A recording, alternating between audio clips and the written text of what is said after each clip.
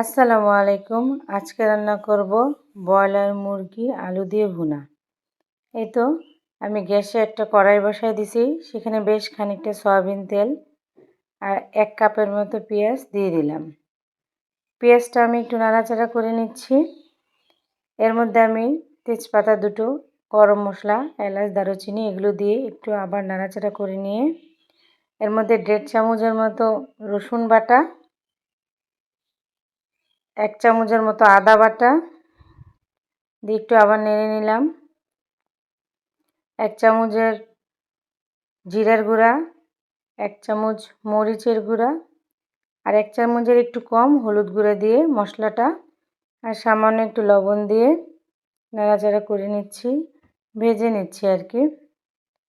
এই তো এবার মশলাটা কষানোর জন্য আমার একটু পানি দিতে হবে। আমি এবার একটা পানি দিয়ে মশলাটা অনেকক্ষণ সময় কষিয়ে নেব। মশলা যত বেশি কষানো যায় তরকারির স্বাদ ততটা ভালো আসে। আমি অফ ক্যামেরাতে অনেক সময় ধরে মশলাটা কিন্তু কষিয়ে নিয়ে আসছি। আপনারা অনেকক্ষণ চেষ্টা করবেন মশলাটা কষানোর জন্য। এই তো মশলাটা কিন্তু আমার কষানো হয়ে গেছে।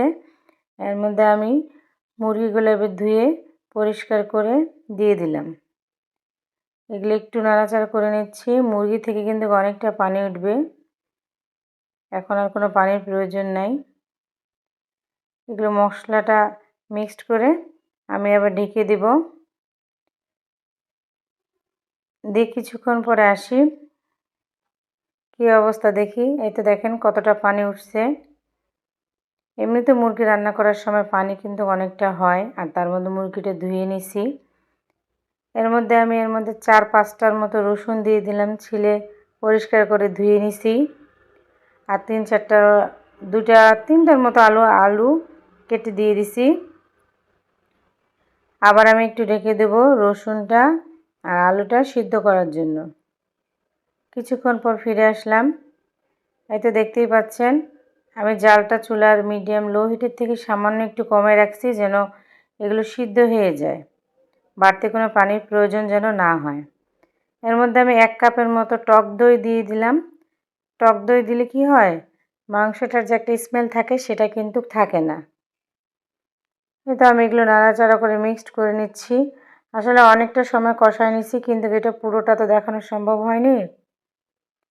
আবার একটু ঢেকে দিব। এই তো আমার কম বেশি মাংস কিন্তু সিদ্ধ হয়ে গেছে। আমি পানিটা একটু কমিয়ে নিচ্ছি।